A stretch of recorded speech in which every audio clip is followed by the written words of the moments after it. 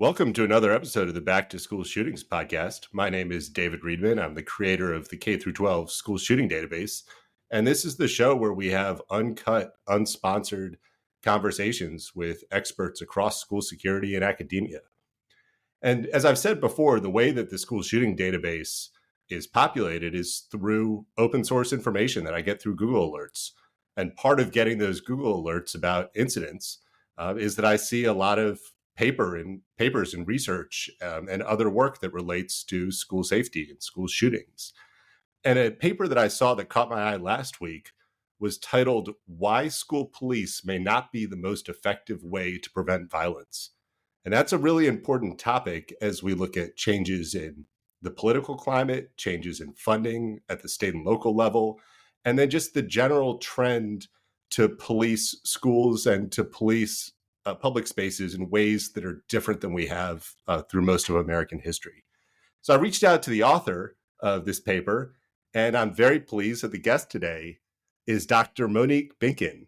She is a associate professor at Iowa State University. That's the other ISU compared to Idaho State, where I'm an instructor. And she's a professor of sociology and criminology, which are the two topics that I've studied. So I'm looking forward to our discussion today. Monique, thank you so much for joining the show. Well, David, thank you so much for inviting me. And yes, I am very much looking forward to this conversation.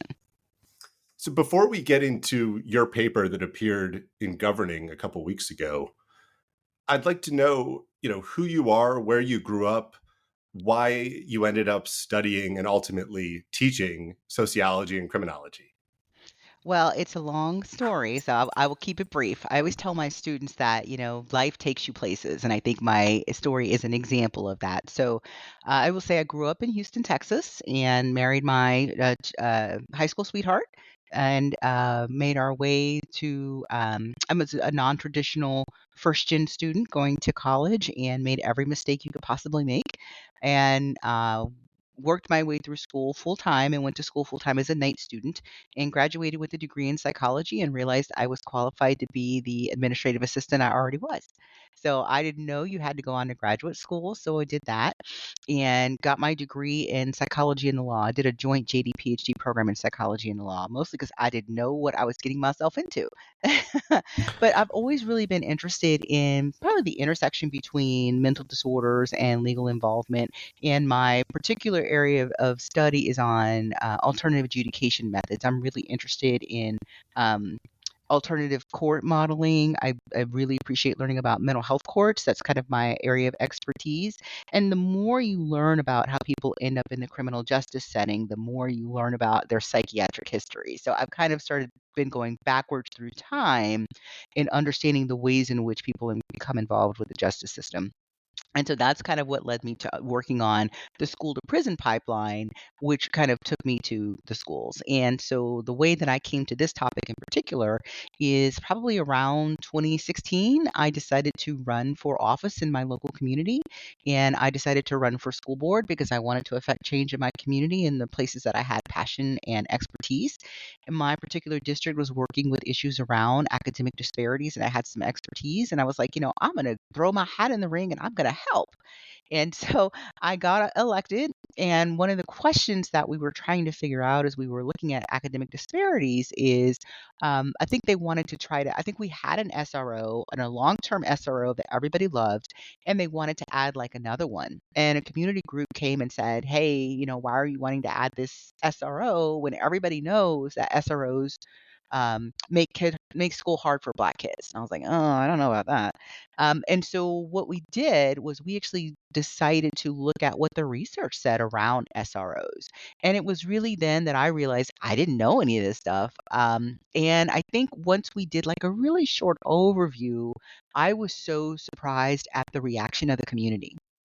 So the research parts, and really what I found is reflective in the article here, was that the SRO programs really demonstrate very little efficacy in keeping children safe. And I'm here in a college town, and I was stunned at the vitriol and the how difficult it was for the community to hear the findings. And I think that's really what started me in wanting to learn more. So that's how we got here. And that's interesting that it's blending the biggest difference between studying law, in my opinion, is that there's a lot of kind of concrete interpretation of case law, and you'd be studying the way that something's established and the way that other pieces build on it. Sociology and then its branch into criminology is far more theoretical. It's much more abstract. Theories are challenging each other, building on each other, in sometimes conflict with each other. Whereas, the law is as it was last settled.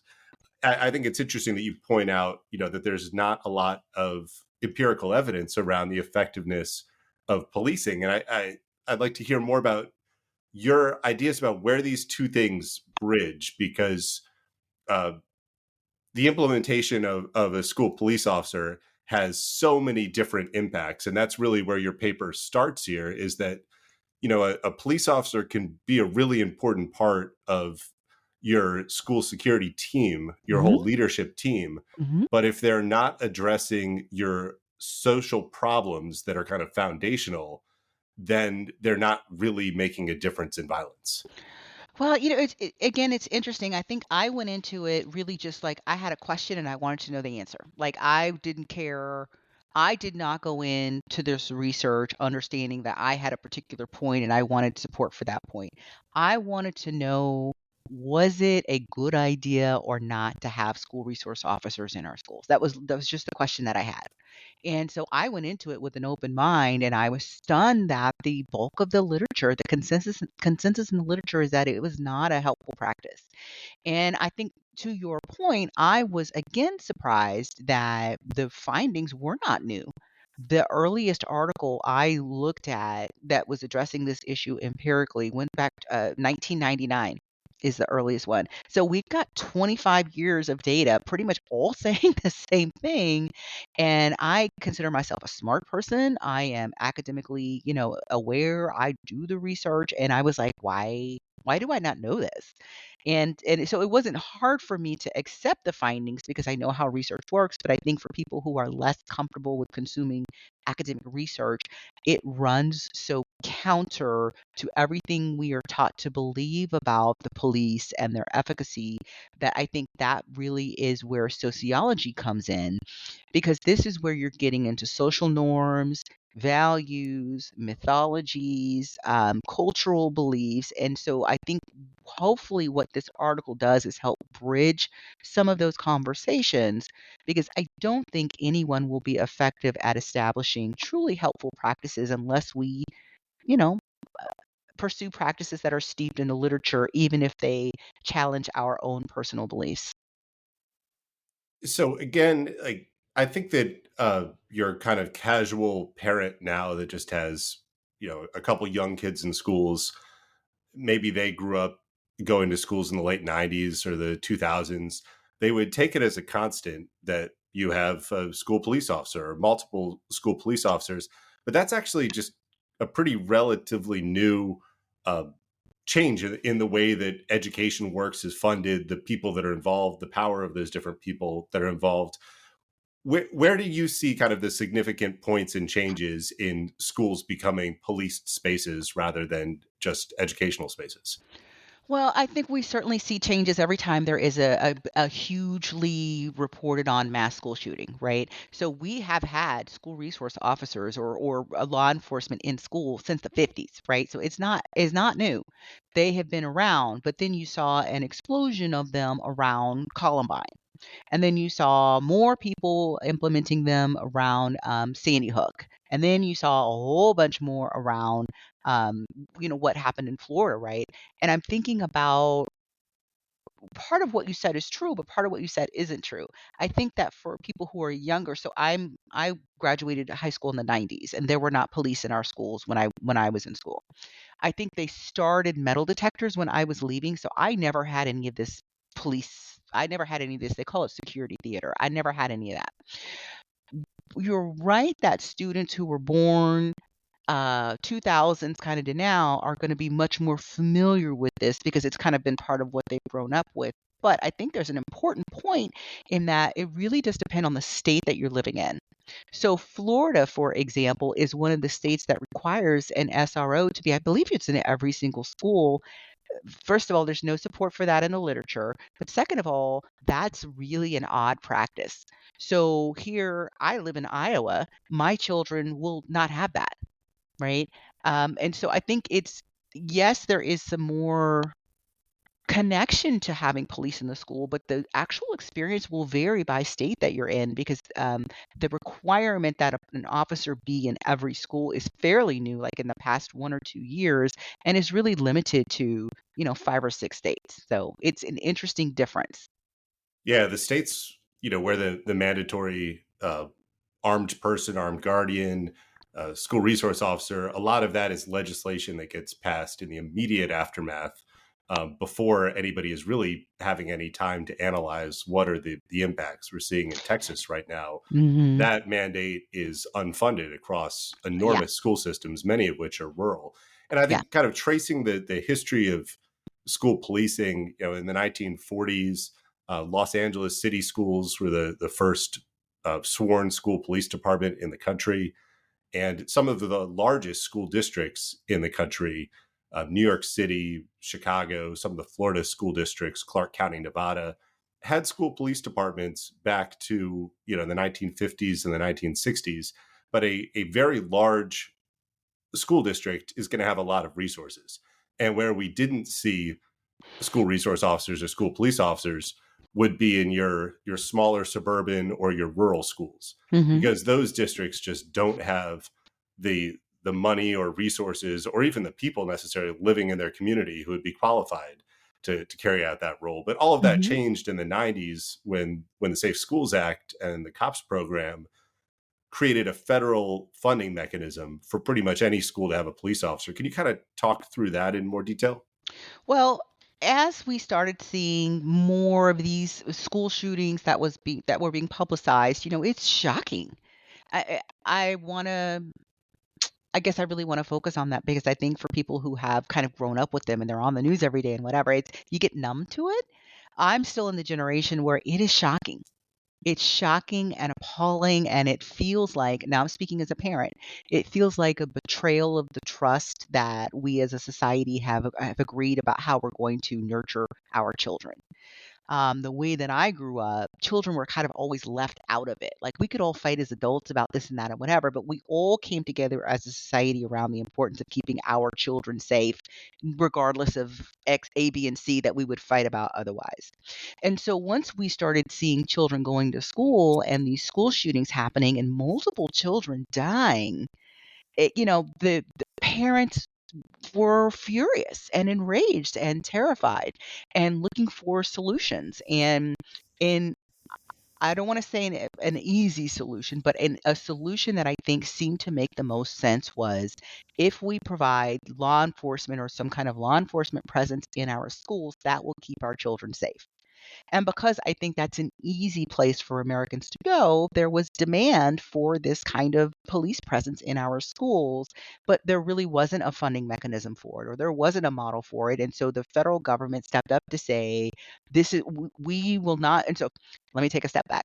There was a lot of conversation around the ability to regulate access to firearms. And in our country, that's really just not a winning conversation. That's not going to go anywhere. That's just the reality. And so I think the federal government was trying to figure out what they could do. And this was something that they could do, was setting up this mechanism that allowed communities that otherwise might not have the resources to have these officers access to these officers. I will say a piece of the research has actually shown there's some really interesting um, research that focuses on districts that access state or federal funding to have their SROs. And what they basically say is that this is how the state and federal governments are funding the school to prison pipeline. Because what you see is that the more SROs you have in school, the more negative outcomes you have, and they're only there because the federal government is paying for them to be there. So it's kind of this interesting cycle about funding and values and beliefs and myths, and it's kind of a mess. Well, because buried within the Safe Schools Act of 1994 and within the COPS program is a really important policy detail. And that's that with that federal funding, one of the requirements is for the school to have a zero tolerance disciplinary policy around Mhm. threats and weapons. Mhm. So, I mean, schools were policed spaces for 40 years before the influx of federal dollars. But with those federal dollars come a change where when you have a zero tolerance program, that really means that one of two things are going to happen. Either it's going to be handled at the school level and the kid's going to be expelled, or the kid is going to be arrested and have formal involvement with the juvenile justice system. And what we know through 40 years of research is that the strongest correlates to being a lifetime offender and having multiple incarcerations as an adult are not graduating high school Mhm. and early formal juvenile justice action.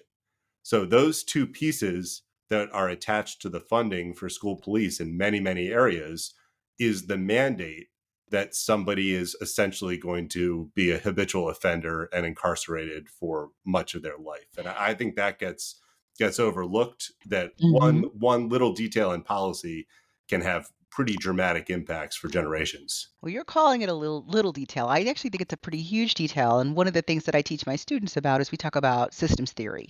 And it's the idea that a lot of people love to look at the offender, the individual level, but there's also this institutional level variable that helps us understand some of the behaviors. And there's also the structural variable that helps us understand the societal piece. And that's really what you're speaking to, right? So you can look at an offender who's been incarcerated for 20 years, and if you go through those levels of understanding their behavior, you can really, these kinds of laws with these kinds of policies are a piece of the pie. They contribute to the outcomes. And it's not always just, well, so and so is a bad person. If we as a country decided we wanted to handle these kinds of offenses differently, we would see different outcomes. Which is a little odd when we generally place so much importance on child safety, Hmm. that in this case, a detail in federal legislation and federal funding is pushing kids into negative outcomes, where normally federal dollars are used as the carrot method to lead states to safer outcomes. It's up to a state to decide at the state level what their speed limits are going to be, what their seatbelt laws are going to Hmm. be, what the seat laws are going to be, what the drinking and driving laws are going to be. But we say you have to do this or else you're not going to get federal highway funding. We do a lot of things in the name of public safety. It's a strange situation in schools that it's actually played out in the complete opposite direction. Yeah, I would agree. For sure. I feel like when I was on the school board, I decided that the way I would work through these problems, and this is honestly true, is that I never met a person who didn't want to do something that helps children. We were all sincerely there to do what was best for children. And so really the struggle was figuring out what we meant by best.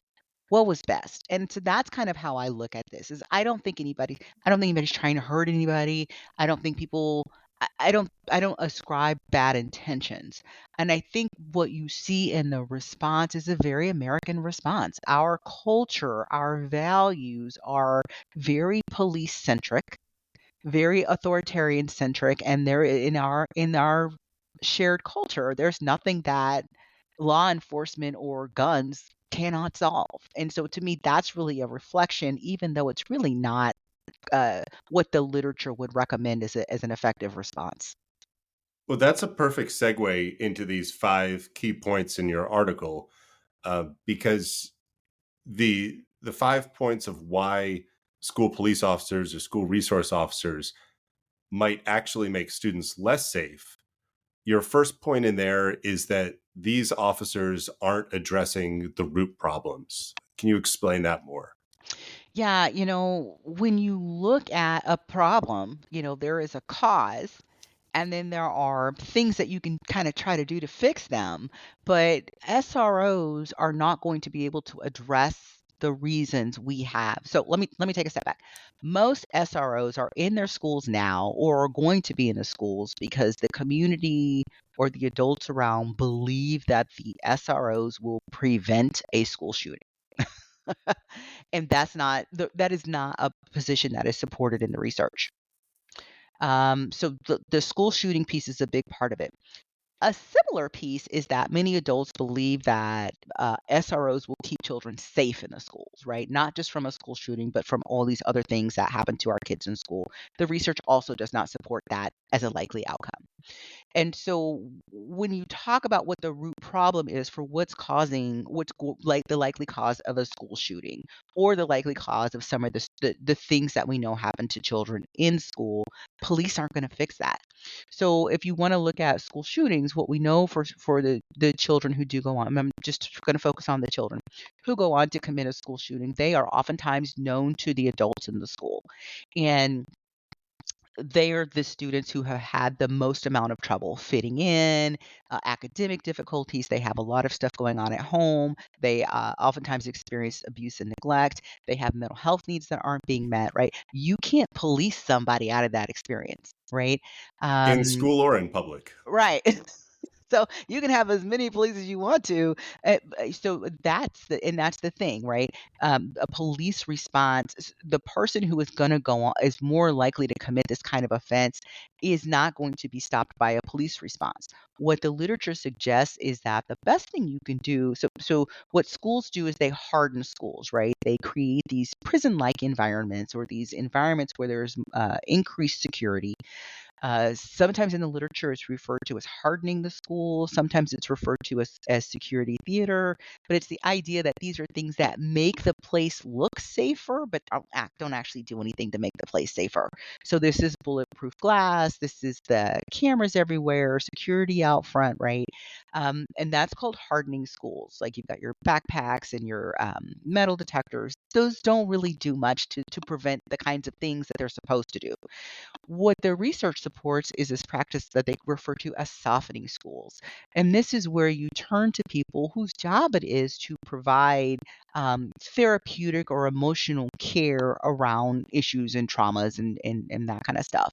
So, what the research actually suggests is that the reason SROs are not going to be effective at preventing school shootings is because they don't solve the problems, but there are professionals who do better address these issues, like um, therapists, so licensed counselors or licensed psychologists.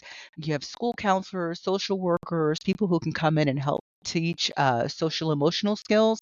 Those are the kinds of people that you would want the school to invest in to actually provide some safety. But you had mentioned earlier that many of these schools who now are mandated to hire these SROs do so at their own expense.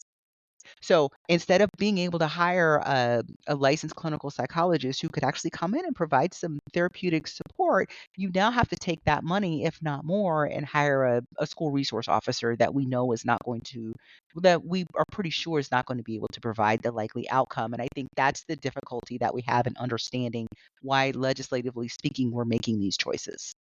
Yeah, and they're extremely expensive choices. One of the very first episodes of this podcast is with Robin Cogan, who was formerly the president of the National Association of School Nurses, Hmm. and a school nurse also fits all of those Exactly. socio-emotional needs Hmm. of students, as well as being a conflict mitigator and a crisis Hmm. responder, and so on.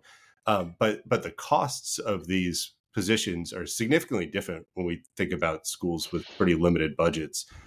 In general, a police officer, a sworn police officer who needs to be equipped, trained, have a vehicle, have their equipment, is roughly about $200,000 a year in costs, whereas a nurse or social worker is about $50,000 to $60,000 a year in costs. So not only does the school police officer not address the root causes, they're probably not going to stop the school shooting. There have been police officers on campus during nearly Yeah, every school shooting that I've studied, but also instead of one school police officer, you could have four different nurses and social workers that exactly. are helping students every single day.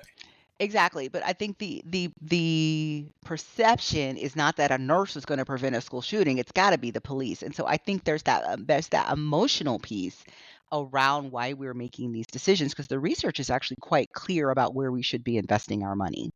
So part of that lack of prevention comes from your second key point, which is that the role of the school resource officer is not well defined. And I think Mhm. a root cause of that is that school resource officer or school police officer isn't one thing or one type of people.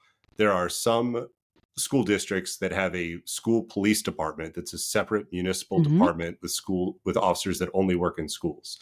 There's another orientation, which is your school would have municipal police officers that are in an SRO division where they get special training and they work only in schools. Another orientation is that you just have regular patrol officers that are detailed to a school, and they might not have any specific training or even have ever worked inside the school that they're assigned for that day. Mhm. Another orientation, which happens in a lot of the smaller or rural districts, is you might hire a police officer and pay them cash with your discretionary budget. And that might Mhm. be a state police officer who lives in a small jurisdiction because there's not a random sworn officer around there. And then finally, there's a big variation around private guards, armed private guards, licensed private guards, retired law enforcement, school guardians, armed school staffs, school administrators. So we have it at least 12, but maybe 20 different variations of what Mhm. these people are. So if we haven't Mhm. even kind of defined the title, we haven't even started to define their role, which I think Right. is your second big point. Yeah, I think that's part of so and it was difficult for me to consume the research because no one was ever talking about the same thing. And, from a legal perspective, one of the things you always do is make sure we're all on the same using the same definition, so we're all having the same conversation. And I think when you use this word school police or school resource officer, I guarantee you nobody two people don't mean the same thing, right? So that's part of the problem.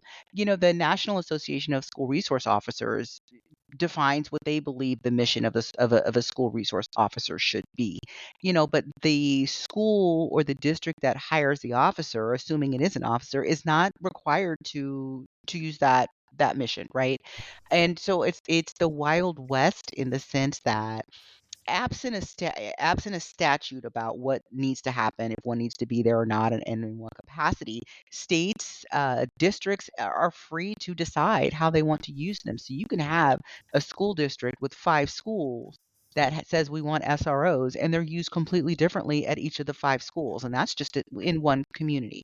So I think the lack of a clear role is harmful in the sense that um, it really makes it difficult to determine what's working and what's not because we're not using the same standard. But the other thing I think is it allows for the community to believe they're here to do X, but in reality they're there to do Y, right? And so I think that also plays into part of the problem. But for me, in the research, the most interesting part here was this was a common complaint of SROs. So there were there's a genre of the research that looks at, so a lot of the research is about perspectives, like what do the students think? What do the administrators think, right? There's a lot of that. Then there's a little subsection about what SROs think. And those to me were just fascinating because what school resource officers would report was that they act by and large, there are studies vary, but by and large, they did not like the way they were being used by the schools. They were themselves surprised at the punitive responses that were expected from them. In their minds, they're like, "That's not what I'm here for. In my mind, I'm here to build relationships with students, and I'm here to mentor. Why are you telling me to go, haul this kid off to jail for stealing a pen off the teacher's desk?" SROs report they actually feel like the schools feel like prisons and that the students are overly disciplined. So I think that the role being so ill-defined makes it difficult to determine efficacy, but also I think creates this confusion about what they're there to do and how they're supposed to do it, which leads to these different responses in different states. And it's just like it's chaos.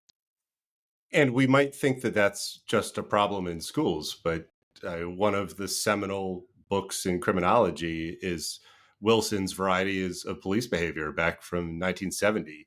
And that was looking at what are the roles and expectations of police officers in different types of communities, in areas with Mhm, different levels of crime.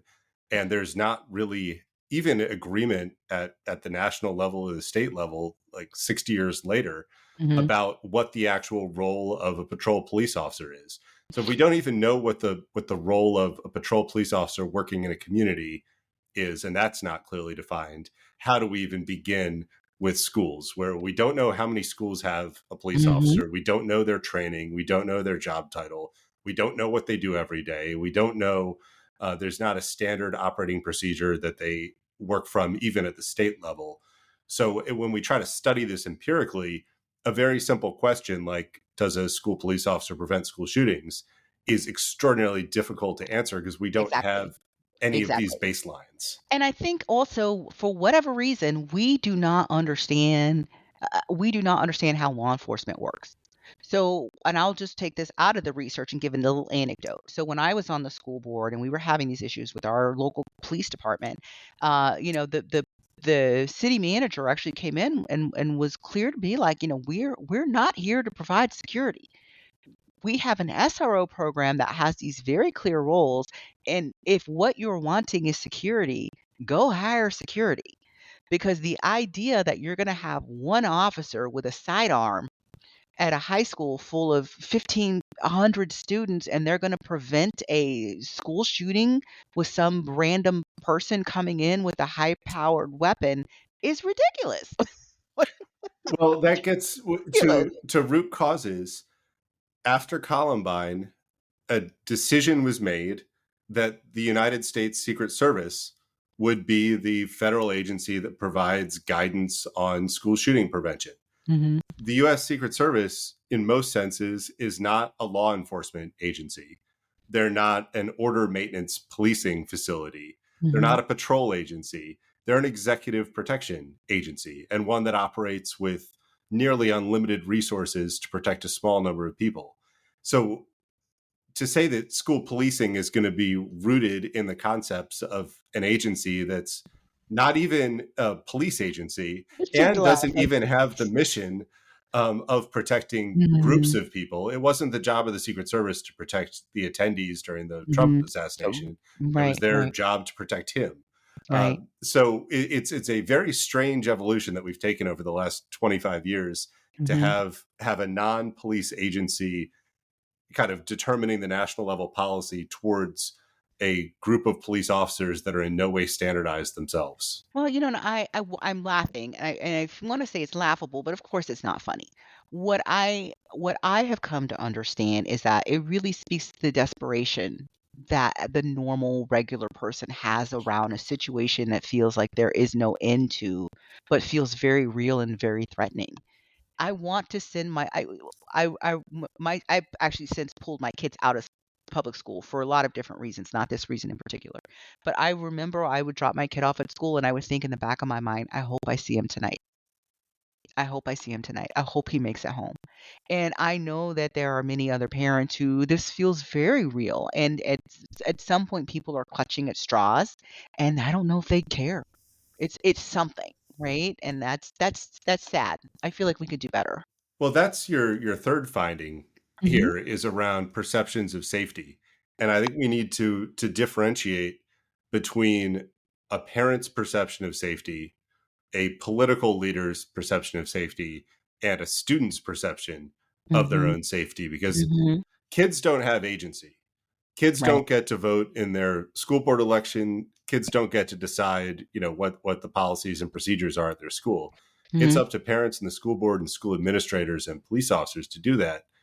So from the parents' side, there seems to be a kind of a general feeling in a lot of communities that a police officer will make the school safer.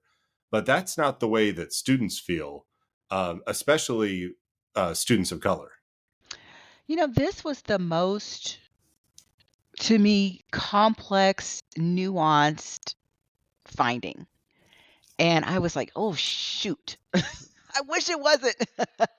Because what communities don't like is complex and nuanced.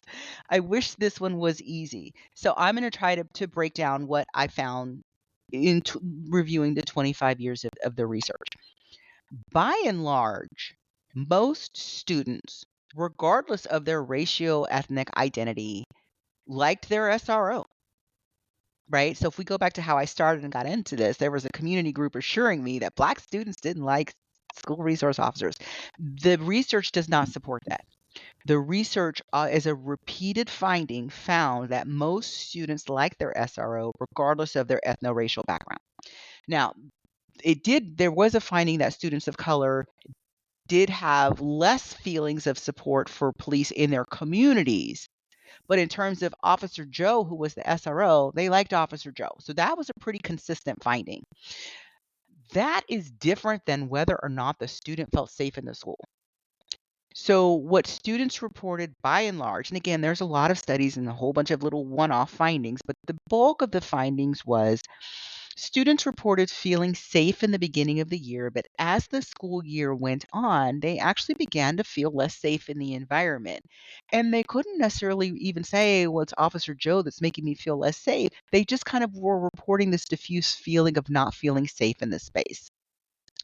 What we found is that the more contact students had with the SRO, the more unsafe they started to feel. And that wasn't a police contact, it was just any contact. So back when we started at the beginning, we talked about NASRO, the National Association of School Resource Officers, and they have this what they believe school resource officers should be used under what they call the triad mission, which is that they have three different roles. They are in the school as educators, they're in the school as mentors, and then they're in the school for some kind of police response when needed. And so if we're using this NASRO triad mission, just having a school resource officer in their full uniform standing up in the class talking about, let's just say not smoking or not vaping, that's a contact. That is a contact that is going to, as the research would suggest, contribute to a child not feeling safe in the building, right? And the feelings of safety, again, were unrelated to whether or not the person had any contact with the SRO in a negative fashion. So you would have a student who, let's say, got in trouble and the SRO was involved, they'd still like the SRO, but would start to feel disconnected from the school. So here's where it gets interesting. And again, my favorite finding, because it's so interesting and I never would have guessed this. I would not have expected this. What we found, what the research shows, is that the more SRO exposure a student has, the more unsafe they start to feel in school. They're they start to become detached from the school setting. That's a process called school bonding. And so what we find is that a student's bonding to the school is actually disrupted in a way that can lead to these other negative outcomes. So the less connected a student feels to the school, the more likely you are to see an increase in absenteeism, in truancy, in school non-completion, and getting in trouble out in the community, right? So when we think about the systematic way in which we see these negative outcomes, SROs, who are in theory there to be safe, are actually part of the process that leads children to these other negative outcomes just because they're in the building. Not because they did anything to hurt them, not because they're mean people, but because what the adolescent brain is interpreting is there sure are a lot of police here. And they just feel unsafe, right? That is what we're thinking we're seeing in the literature. That's a place for some more research and some more clarity. I don't know if we have all the mechanisms penned down. Now, I've been talking, what, 5 minutes? Try to explain that in a school board meeting.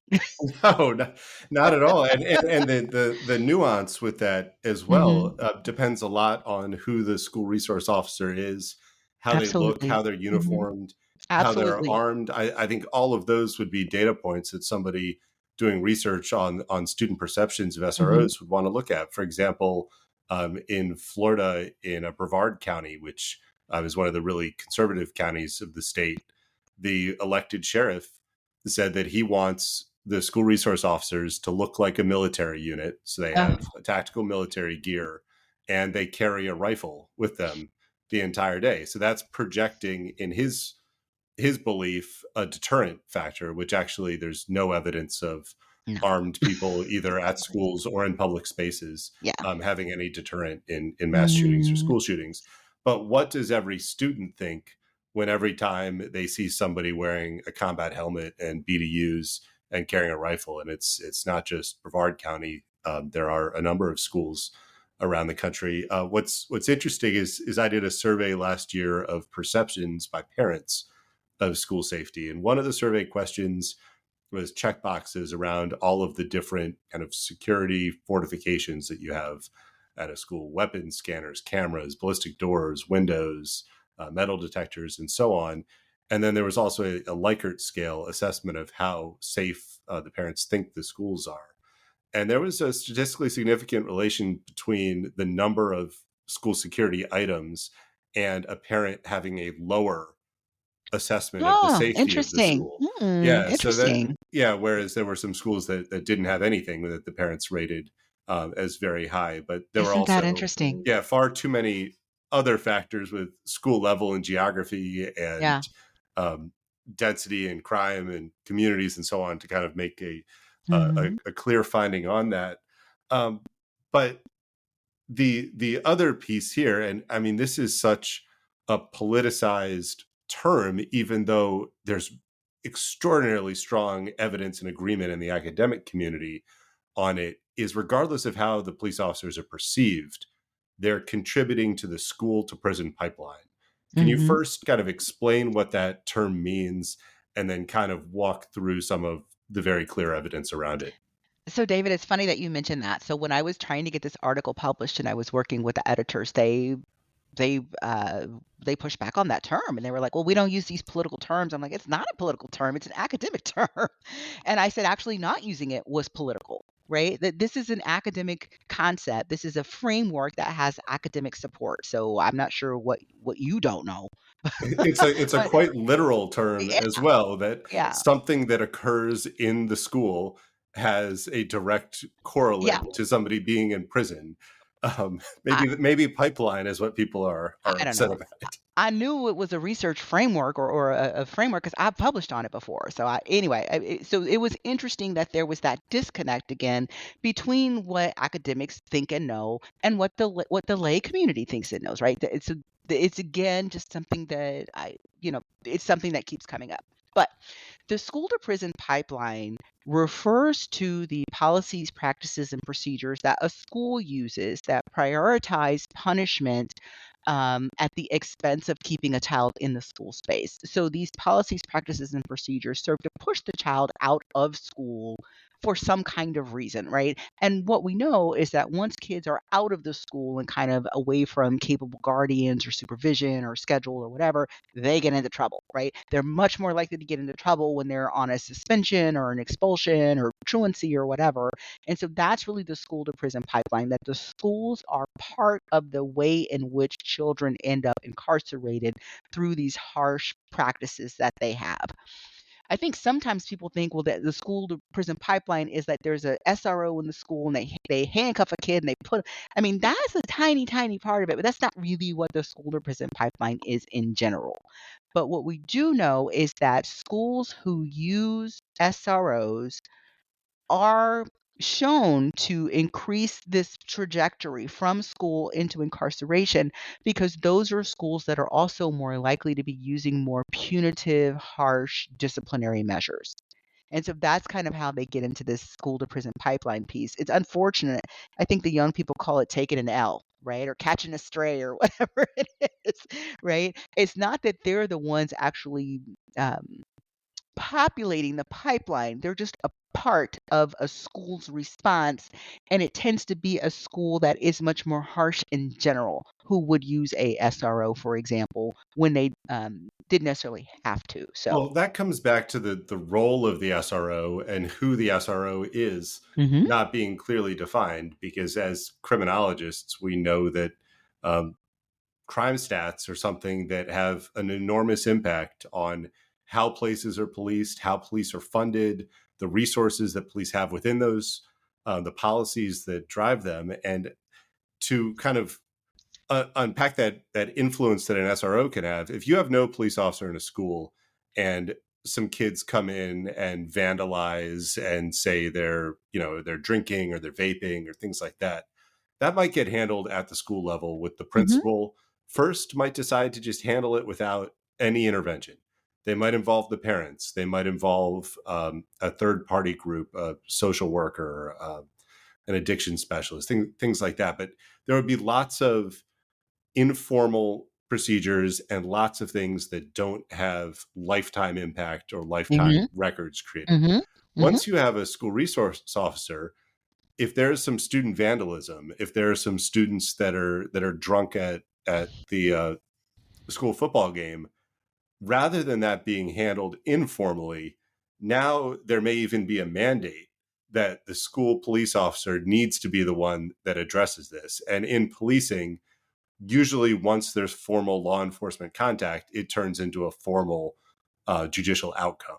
So they need to Yeah. write a report, they need to arrest Mhm. someone, they have to, make a citation or a summons and whatever else. And now you're creating this formal criminalized process instead of having something that just gets handled at the school level. And that's not that individual police officer Mhm. saying, I want to go out and ruin the rest of kids' lives.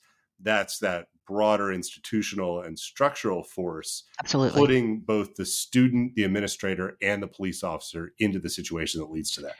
And I would say again, for me, this was really an interesting piece because what I found in the research really is counter to the kind of what you're hearing in the public narrative. And this piece particularly was around school resource officers' responses to what the schools were wanting them to do. So the SROs would say, "Hey, look, I'm a contract employee here. I have to do what the principal or the assistant principal tells me to do. I would not prefer to see this particular outcome, or I would not prefer to see this activity escalated to law enforcement involvement, but it's not up to me, right? Because I'm a school resource officer. And so in my policing role, if this was out on the street, I might not resolve this particular situation this way. But because when you're in a school that's using the SRO, the contracts usually say it's the principal who decides if the situation will get elevated or not. The SRO would typically not have the right to say, no, I don't want to pursue this or whatever. And so we saw a lot in this school to prison pipeline frustration amongst SROs who were like, yeah, it's not us. And I would think that the research would support that it's really not the SROs. This is, to me, I know that it looks like this is a story about the police or an article about the police. I actually think this is really an article about school administrators and the way And the that structures people run our schools. of Mhm, policing too, because I mean, at their heart, policing a space, which assigning a police officer to a school mhm, is location policing. That's mhm. hotspot policing, and that's Yeah, been something that existed since broken windows theory in the 90s in New York. But again, reams of evidence yeah. investigating hotspot policing shows that it has very little impact on violent crime. It Mhm. doesn't do anything to prevent um, targeted violence, but it ends up sweeping a lot of people up Yep, who are committing very low level property crimes or public yep, nuisance crimes exactly. because once the police officer's there, they have to do something all day. Exactly. Yeah. Or the when you have a police officer there, especially one that the administrator likes. This was also interesting finding that came up a lot. If the administrators and the teachers like the SRO, they would be much more likely to put a student in contact with the SRO to solve a problem, and then that would just escalate it, right? So just even liking the SRO increased the criminal justice contact. So then your final point, the fifth point in this is that school policing may be infringing on students' rights in a Mhm. number of different ways. And I think just to extend that beyond school policing, because we've talked about school securitization, about the school kind of security industrial complex that we have now, there's a tremendous amount of student surveillance that's taking place through student records, through Mhm. cameras, through behavior monitoring, through biometric monitoring, and so on. I believe when you read FERPA, which is lays out the protection of student records and students in the environment, I think all of those different electronic surveillance means are pretty clear violations of FERPA. But you also lay out the way that the presence of the police officers and the actions of the police officers are infringing on students' rights. Well, absolutely. A lot of times police are called to do A, B, and C, right? And so the police will respond, and the police are trained, right, and how to address people and their rights. However, because you don't know who this SRO is and what their training is, how current they are, what you just don't know, you are creating a system in which you are likely to see a violation of any host of rights, right? Like, and so we're thinking about invasion of privacy, search and seizure, unlawful interrogations. This is much more likely to be negatively impactful for students who have disabilities, right? And what it's interesting because I think privacy experts and rights experts are just waving all kinds of red flags in the literature about it. But when you read the legal literature around what happens to these lawsuits, because there's just a ton of lawsuits, what happens to the lawsuits, what you find, unsurprisingly, is that courts by and large will side with the SROs. And what the general findings are is that as long as the SRO can prove that they were behaving reasonably, the court will allow whatever it was that happened, even if it probably was a violation of somebody's rights. And that's super surprising. Which is particularly odd when you think of students as being minors that Yeah. really have a lot of protected legal status, don't Mhm. have their own agency, in many cases are completely undeveloped minds. And Mhm. Florida, where I live, has had a law that was passed just a couple weeks after Parkland, your Mhm. textbook knee jerk, Yeah. um, really sweeping legislation that mandated law enforcement intervention for every single threat of violence that occurs in a school. And that can be a Mhm. kindergartner pointing their finger at another kid, means the kid ends up in handcuffs, Oh, dear. literally in handcuffs and perp walked. And that's what's interesting in that is that the young kids have no agency on their own to represent themselves in any Mhm. way to the police. And if they are low income or minority students, their families often are not going to have the resources for legal representation to Mhm. try to mitigate the outcomes. I just Mhm. saw some data from Texas on anonymous or kind of vague threats of school shootings that occurred in September after the planned attack at Appalachian High School in Georgia. Mhm. And this was on students arrested for these threats. And I saw the breakdown by age and by race. About 50% of the students that were arrested for school shooting threats were Black students. Mhm. In context, I've studied 200 deliberate attacks at schools. So, pre planned attack where somebody had weapons, a plan, targets, hit lists, so on. 6 of those 200 were committed by a Black Yeah. student. Yeah. But 50% of the threats, students who were arrested were Black.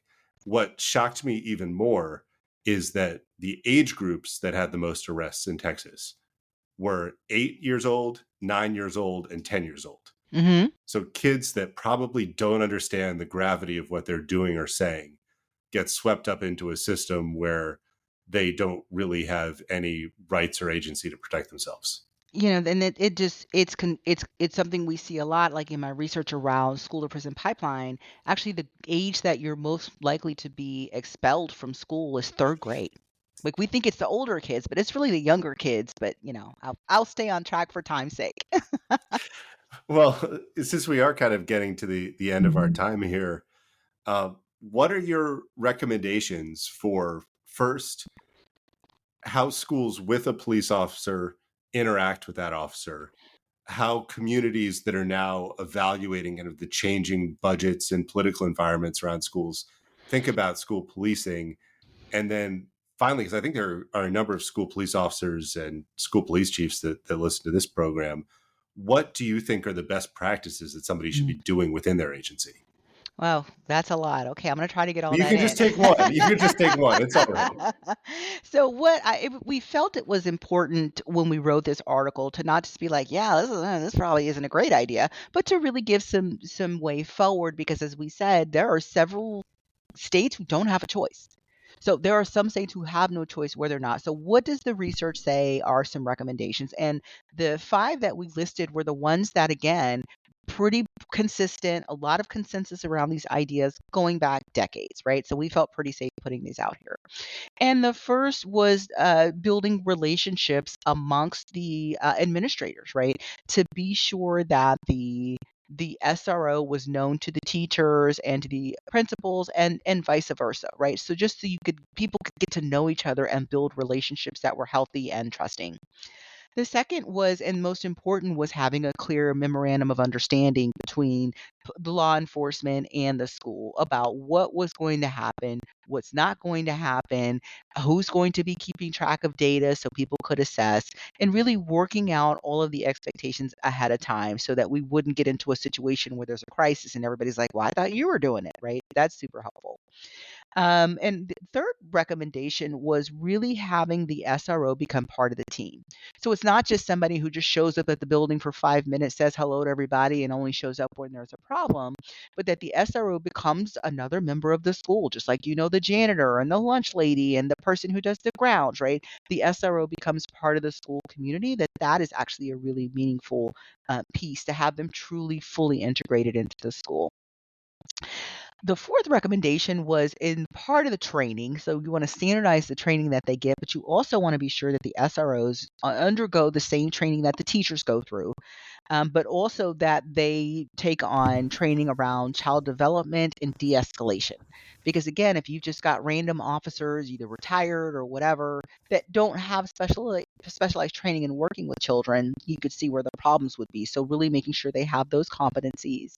And then finally, integrating them into the leadership team so that they do have some voice and some agency around what happened. So, those are kind of the five evidence based practices that the literature would suggest. In terms of what advice I would give to law enforcement, I would say, I would really work to find a way to tell your story. I think that a lot of times I think that law enforcement gets a bad rap in this story. They get the short end of the stick because I feel like in some ways they're the people who have the least amount of control over what's actually happening. So doing what they can to communicate to the community around what is realistically possible, what they can do, I think would be the thing I would suggest, as well as ensuring any officer that you put into a school has been at least through the NASRO training at a minimum, but that they have access to training so that they can be effective as best they can in what's probably a very tough situation. Well, I hope everybody listening will hit the skip back button a couple times and catch those points. If you missed them, they are in the bottom of the article, but not in as much detail. So the guest today was Dr. Monique Binken. She is an associate professor of sociology and criminology at Iowa State University. The link is below in the show notes. It appeared in Governing, so governing.com. And the article is Why School Police May Not Be the Most Effective Way to Prevent Violence. Monique, thank you so much for your time today. David, thank you so much. I really enjoyed the conversation.